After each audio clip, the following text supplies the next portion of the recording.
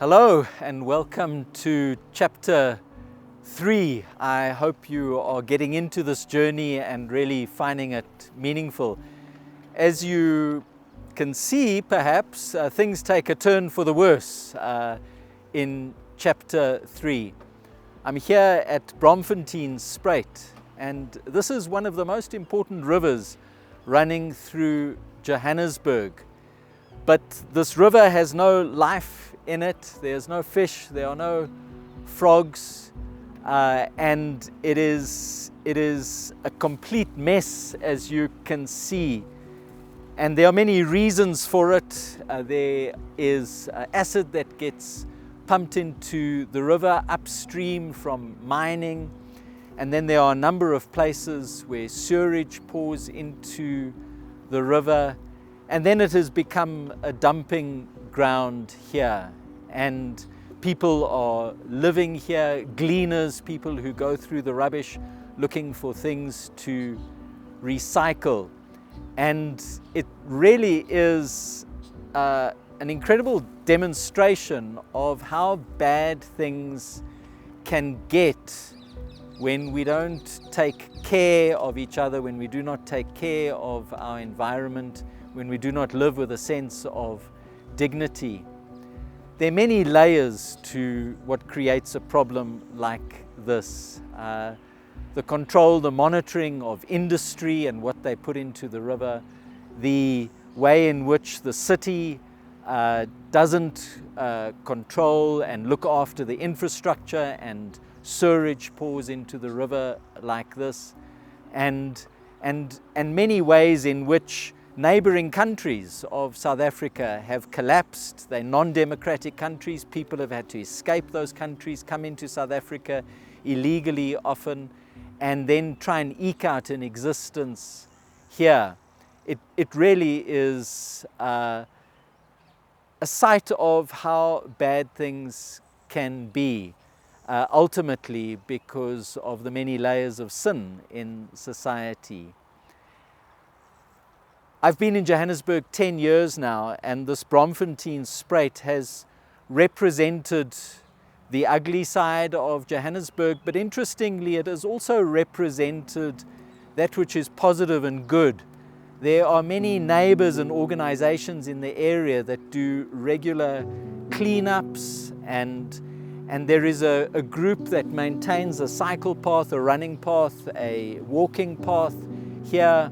And so people who are being courageous and resourceful in their interaction with the environment. And in parts, the Spruit can look quite attractive.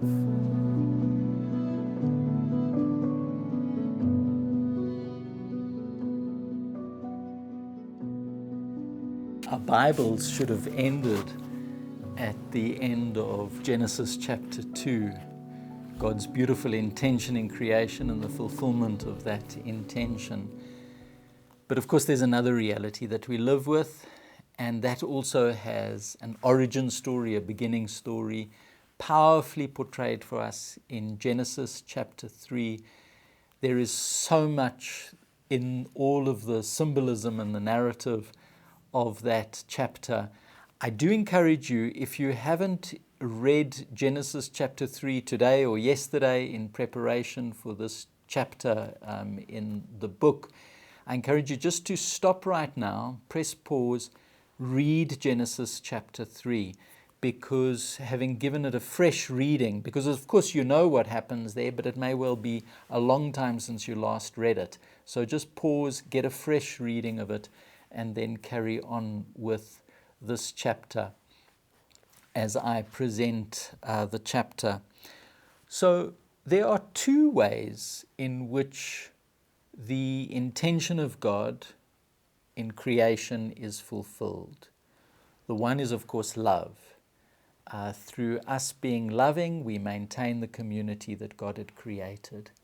In Genesis 1 and 2, there is also, it seems quite light, but it is there, the revelation of how we should be living, the things we should be doing and the things we should not be doing. And so God's intention in creation is fulfilled through our love and through our honoring of that revelation, our obedience to that revelation. And the rebellion that Genesis 3 tells is really a rebellion on both levels. It's a rebellion against the revelation, the word that has come to us of what we should not do. That is what they opt to do. And that is really a failure to love, because to love God would be to honor God, and to choose to not honor God is a failure in love. Now I want us to just appreciate the deeper meaning of the sin that comes to us in the story of Genesis 3. What is going on there? So it is the sin of self-sufficiency and division in our relationship with God, leads to division in our relationship with God. But it's the questing for independence from God, self-sufficiency from God. Because the temptation is, if you take of this fruit, you will be like God, and you will know the difference between good and evil. So what humanity is questing for there is knowledge that would enable them to not have to refer to God, but rather live separate from God and make up our own minds on things, be independent of God. And of course, I think we need to appreciate that God's intention for us was not to live like robots, to live out our freedom, but to live out our freedom in relationship with God. But we chose rather to live out our freedom in alienation and rebellion of God and God's revelation and our love for God. So that's what is the root of the sin. If you want to also see some of the roots of that sin, it's of course a sin of greed. We've been given so much, now we want more. It's a sin of arrogance, and it's rebelling against humility in our relationship with God. Of course, we need to appreciate that we were and we are free, completely free to make these choices. God does not control us. We have freedom to choose to rebel, to be selfish, to be hateful, to be hurtful, to be divisive.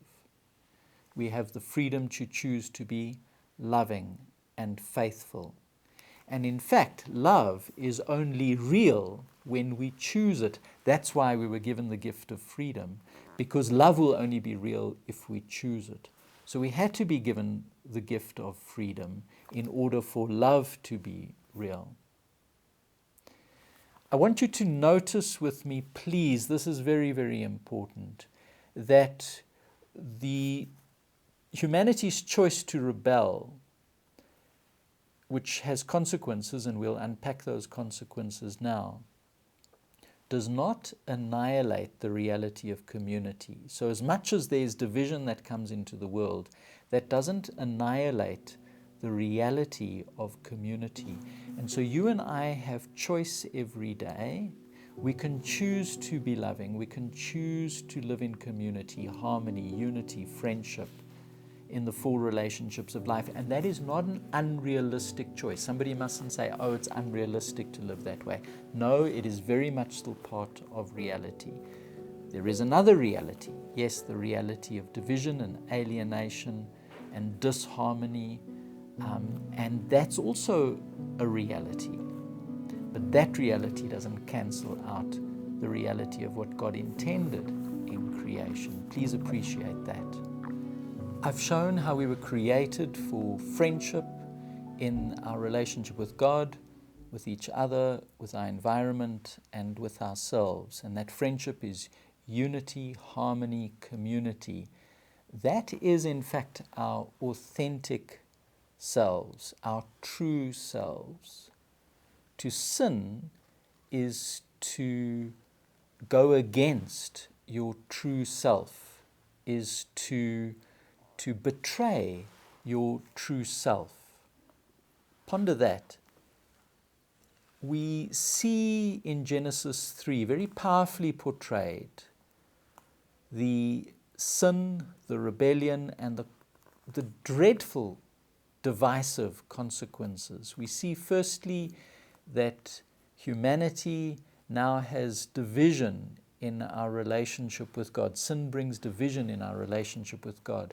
It's powerfully portrayed in the story in the man and the woman, in that the man and the woman now hide from God. They used to enjoy walking together in the garden of God's presence at the time of the evening breeze, and now they hide from God. A relationship that was meant to be filled with intimacy and enjoyment of each other's presence now is filled with fear and distance and a hiding away. Just so sad to see. We see also that sin brings division in our relationship with each other.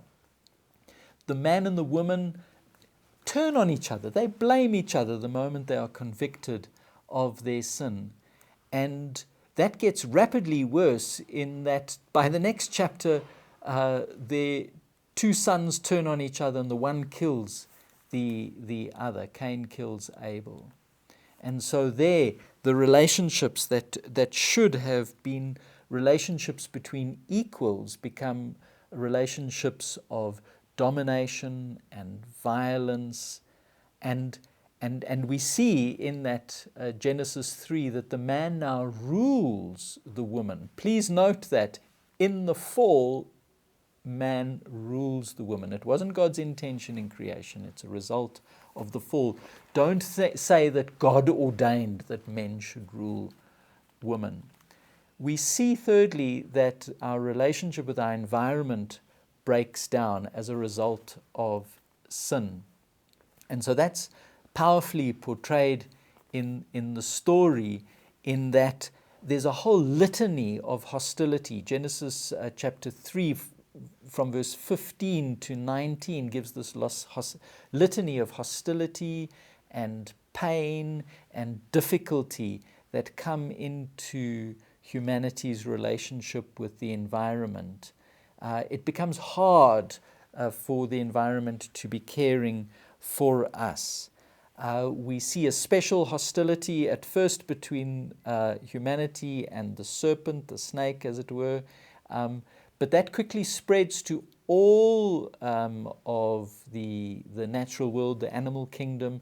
Genesis 9, we see that the fear and dread of humans is placed into all of humanity. Also wasn't God's intention in creation. We see then, as a result of the fall, that they now food for us. We see that one of them has to lose life so that the humans are clothed. And then lastly, we see division in our relationship with ourselves. The moment sin comes in, shame comes in. It's portrayed in the story that they are naked and now ashamed, and cover-ups begin. Firstly, they sow leaves for themselves, and so the cover-ups begin. And I think it's important for us to just reflect on all the ways in which we cover up for our sins. And as we're aware of in South Africa, there are even agencies, Bell Pottinger as an agency that is hired by our leaders to cover up for their sins. It's all there, starting in Genesis 3. As humans, we would be wise to see that the problems that the world face are problems caused by our sin and the consequences of our sin. The Genesis 3 story really makes that clear to us, helps us understand what is sin and helps us to see what are the consequences of that sin. So we mustn't see the Genesis 3 story as an opportunity to point our fingers at Adam and Eve and say, look what they've done and now we have to live with the consequences of it. No, the Genesis 3 story is holding up a mirror for us, and so that we may see, and we really should be looking at the Genesis 3 story in this way, that we may see in the story what is the nature of our sin and what are the consequences we are living with. And we don't just look at this from an individualistic perspective, because sin is also corporate, and it's the systems of our society, and it's other people's sin and the consequences of their sin, and that also affects our lives. We're in this together, and the Genesis 3 story also makes that very, very clear for us. Other beings, other people suffer the consequences of the sin of humanity. That's certainly very clear in the story as well. We see how other parts of creation, non-human parts of creation, suffer as a result of humanity and our sin. And so it cuts us really to the heart. And we see how we have sown sin and reaped a whirlwind of division and distance and disharmony and destruction and alienation. My theology professor, Brian Gaber, put it this way: sin divides, and if left unchallenged, will destroy all that it divides. And that's a very profound truth. This also helps us understand just the idea of original sin. And let's just be there for a moment and reflect on original sin. What is original sin really all about? So it is saying to us that each person who is born into this context of sin and the consequences of that sin. And of course, we need to appreciate that sin divides, and that disharmony and division and distance and alienation that happens as a result of sin leads to more sin, leads to more consequences of sin. And so we see that it becomes an accumulative effect. So each person born is born into this context in which there is sin and layers of consequences of sin, and therefore ongoing sin. And therefore each person born is in need of salvation from this context. Each person born is in need of reconciliation, is in need of being led into harmony, community, unity, friendship in the four relationships of life. And we believe that comes to us in such a remarkable, special, important way in Jesus, and this book will unpack that.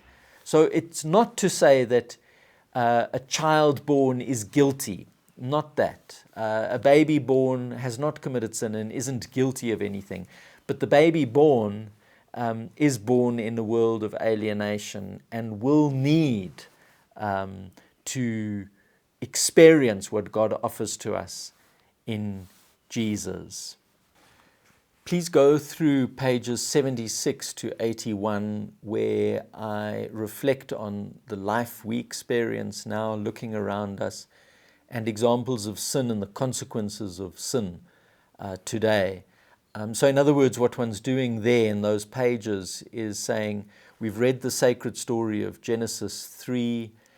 Let's reflect on how we can see that working itself out today. And you'll be able to obviously add examples from your own experience to what I have said there. And really some of my examples just are almost conversation starters, but also something of the mirror that I referred to earlier. I think what would be good for me to do now is just reflect on the opening of this video and the scene of the Braamfontein Spruit, and to relate that to the 4 relationships of life. When I was there and shooting it, and I've been to that place a number of times, I have a running route that goes past there. The sense of God-forsakenness is quite tangible there, I want to say. And by that I don't mean that God has forsaken that space, but rather that our alienation from God is just so evident and so tangible. It can be felt. It's in the atmosphere. Our alienation from God is in the atmosphere there. And you can just see how we almost hate God and what God has given us by the mess that is there. So it's just such an awful mess. It looks hateful towards creation. It looks hateful towards God. It looks unappreciative. And that then leads to reflection also on our relationship with creation, our relationship with our environment. Clearly, we are being destructive in our relationship with creation there. That which is a created river and once had teemed with life is now toxic and a complete mess. But also, remember, our environment is also the systems that we create and how they are meant to be hospitable.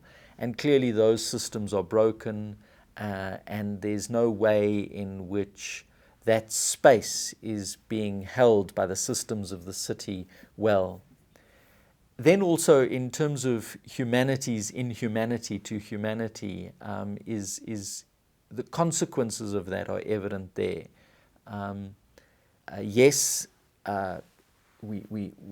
those who are living there at the Spruit experience it. They are often attacked. They are regularly bribed by the city officials and the South African police services. But they are also there because, some 1,000 kilometers away, their country, Zimbabwe, in the most instances, has collapsed. It's an oppressive place, and the economy has collapsed. They are poor. They cannot even legally cross over into South Africa. They cross the crocodile-infested Limpopo River to be here. And so it's just our inhumanity to each other, which is on display there. And then I want to reflect on the division in our relationship with ourselves as evident there as well. And I want to put it this way. If you went to somebody's home and you saw their home inside and outside look like that, you would say this person hates themselves. This person has no self-respect. And I think that's what that's showing. It's our hate almost of ourselves, and our lack of self-respect is just so evident there. I want to close this chapter off on the beginning of sin and division with some important observations. And please take these to heart. Please reflect quite deeply on them. Maybe start here. Many years ago, I saw a cartoon, and in it, a person was sitting like a philosopher under a tree and said, "Sometimes I'd like to ask God why God allows poverty and famine and injustice in this world when He could be doing something about it." And there's a person sitting next to him and says, "Why don't you ask God that question?" To which this philosopher type replies, I'm afraid God might ask me the same question. And I think that just makes an important point about our responsibility in this situation, and how too often we will take a step back and say, what's the point of life? And act as if God had intended life to be this way, with so much difficulty and so much suffering. And we need to realize that what we are experiencing is not a life as it was meant to be. And that's just something important to appreciate. God's intention is still there, and I want to reflect on that in a moment. But the other reflection that I would want to help us to appreciate is that sin and the consequent destruction and division and alienation and the forces of that destruction are very much part of reality. They are real forces. They've accumulated much power, and there is much that is supporting them. They are forces that need to be dealt with. They are realities that need to be opposed.